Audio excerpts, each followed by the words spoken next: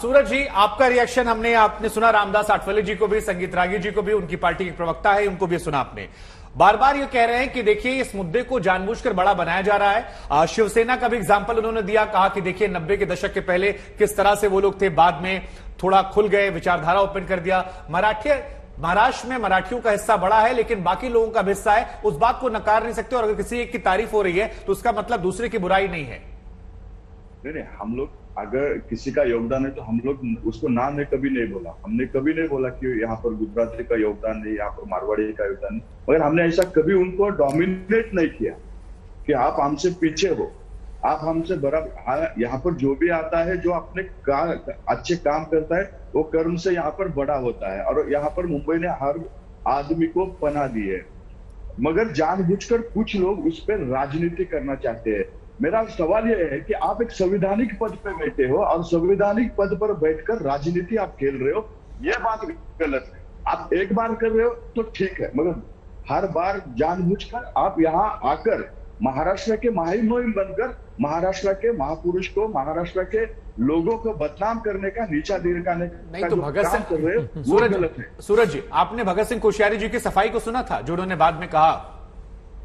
वो सफाई, मुझे लगता है कि उन्होंने माफी नहीं मांगी, उसमें खाली सफाई दी कि मेरा कहने का मतलब ये नहीं था। नहीं, वो तो तारीफ कर रहे हैं सर, आप लोग की तारीफ कर रहे हैं, खुलकर मराठियों की तारीफ की है, अच्छे अच्छे शब्दों का इस्तेमाल किया है।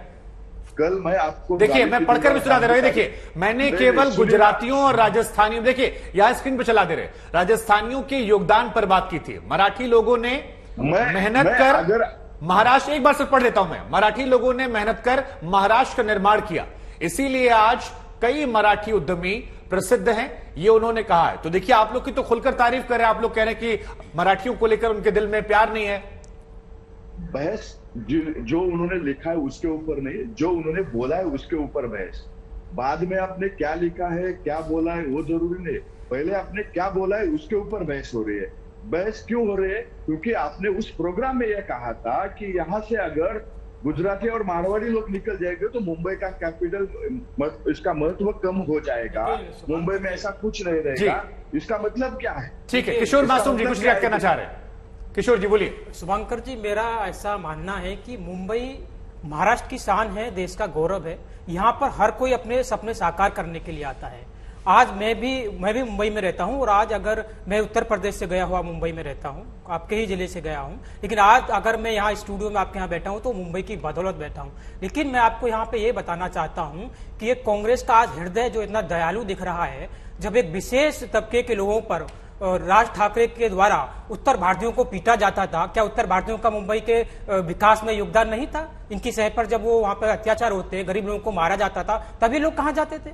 आज इनका ठीक है, अभी जैसा कि हमारे माननीय अठावले साहब ने भी कहा कि किसी का अपमान करने का तो सही लग रहा था। आप तो बीच की बात करें, वो तो कह रहे थे कि देखिए कुछ गलत नहीं कहा उन्होंने। नहीं, गलत नहीं कहा मतलब किसी की तारीफ करना कोई गलत नहीं है। उन्होंने मराठी समाज के प्रति भी कोई गलत नहीं बोला। अगर किसी की तारीफ करना, किसी को बड़ा दिखाकर या किसी को तारीफ करना किसी और को छोटा दिखाकर, क्या इसमें अंतर नहीं है? नहीं, देखिए, अगर किसी की तारीफ की जाती है तो बिल्कुल इसमें नहीं है कि दूसरे की इसमें बदनामी हो रही है और उनका अपमान हो रहा है, ऐसा बिल्कुल नहीं है। अगर उन्होंने उनके बारे में कहा है तो ऐसा नहीं कि मराठी के बारे में बोला है कि भाई उन्होंने कुछ नहीं किया, उनके अस्तित्व पे सवाल उठाया, ऐसा तो बिल्कुल नहीं। ठीक है, ठीक है। मैं संगीत रागी जी आपके पास आऊंगा, और यही बात जो यहाँ पर सूरज जी भी कह रहे हैं कि देखिए, एक सियासतदान जब ये सब हरकतें करता है तो उसके अपने एजेंडे होते हैं, उसकी अपनी मंशा होती है, एक टारगेट ऑडियंस होता है, वो सही है गलत है उस पर चर्चा विस्तार से हो सकती है।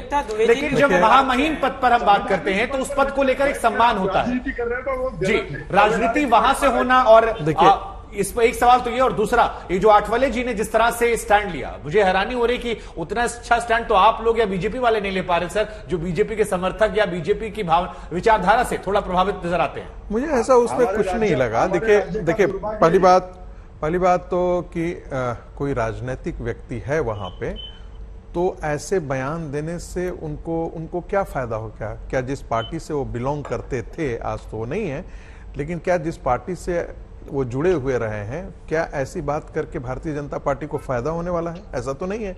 राजनीतिक बयानबाजी तब मानी जाती जब उनके बयान से भारतीय जनता पार्टी को फायदा होता, जैसा लेकिन सेकुलर वाले में कहा था नहीं, कि मंदिर अगर नहीं खुलेंगे तो आप सेकुलर बन गए। सेकुलर वाले बयान से वो एक ढंग से उद्धव ठाकरे के हिंदुत्व को एक्सपोज किया था उन्होंने। क्या ये राज्यपाल का काम था? नहीं, एक वो इनफॉर्मल बातचीत में थी, वो एक इनफॉर्मल बातचीत में थी। और फिर वही सवाल है कि क्या राज्यपाल, आप बोले, आप ही बोलेंगे, लेकिन क्या राज्यपाल जैसे पद पर बैठा व्यक्ति किसी मुख्यमंत्री को उसके एजेंडे के बारे में बताएगा या इस तरह से किसी और के बारे में कटाक्ष करेगा? ये सवाल फिर बड़ा होता है सर। आपको मैं बता दूं कि राज्यपाल का अधिकार है कि वो मुख्यमंत्री को सलाह दे, और साथ ही साथ वो यहां तक उनका अधिकार है कि विधानसभा को संबोधित करे। जब चाहेगा तब चाहे तो राज्यपाल संबोधित कर सकता है विधानसभा मतलब को। हिंदुत्व के रास्ते से भटकने को कॉन्स्टिट्यूशनल लेकर उन्हें पावर, करेक्ट करना, कॉन्स्टिट्यूशनल पावर है, कॉन्स्टिट्यूशनल पावर भी दिया गया है। दूसरी बात मैं जिक्र करना चाहूंगा कि देखिए राजनीति तो आप कर रहे हैं कि राज्यपाल ने कहा कि हमारी ऐसी मंशा नहीं थी। जैसे अभी आनंद जी बोल रहे थे, आनंद जी ने कहा यह राज्यपाल, तो ये तो तू तड़ाके की भाषा है। लेकिन क्या आनंद जी, मुझे पूरा यकीन है जितने संभ्रांत व्यक्ति हैं आनंद जी, किसी भी तरीके से वो राज्यपाल को अपमानित करने के लिए भाषा नहीं प्रयोग कर रहे होंगे, लेकिन ये निकल गई यह राज्यपाल। ये भाषा थोड़ा सा गरिमापूर्ण नहीं भाषा है। तीसरी बात देखिए, ये मैंने शुरू में कहा कि कई बार वो तो और सूरज जी तो दो हाथ बढ़कर और कह रहे हैं कि कई बार अंदर की बातें निकल जाती है, तो आनंद जी की राजनीतिक खुंदक की बातें की तरफ से कोई संगीत जी नहीं है, इसलिए मैं आपसे ये सवाल फिर पूछ रहा हूं। अगर ये बयान मिसकोट था तो बीजेपी की तरफ से नीतीश राणे ने शुरू में से जस्टिफाई क्यों किया? इसको लेकर इतना लंबा इंतजार क्यों किया गया? क्योंकि शाम को स्पष्टीकरण आया है, तब आया है जब इस मामले को लेकर शिवसेना, कांग्रेस, एनसीपी तीनों हल्ला बोल चुकी थी। उसके बाद देवेंद्र फडणवीस, एकनाथ शिंदे या बीजेपी के बाकी नेताओं ने कहा कि देखिए उनका निजी बयान, हमें कोई लेना देना नहीं। जबकि यह कार्यक्रम बीजेपी के नेताओं द्वारा ऑर्गेनाइज कराया गया। ऐसा है कि कई बार ऐसा होता है कि जब आप कोई बयान निकलता है तो उनको लगा होगा शुरू में कि ये कोई ऐसा मुद्दा नहीं है जिस पर राजनीति की जाए, लेकिन जब बाकी लोग राजनीति करने लगे तो उसको काउंटर करने के लिए भारतीय जनता पार्टी ने ऐसा किया।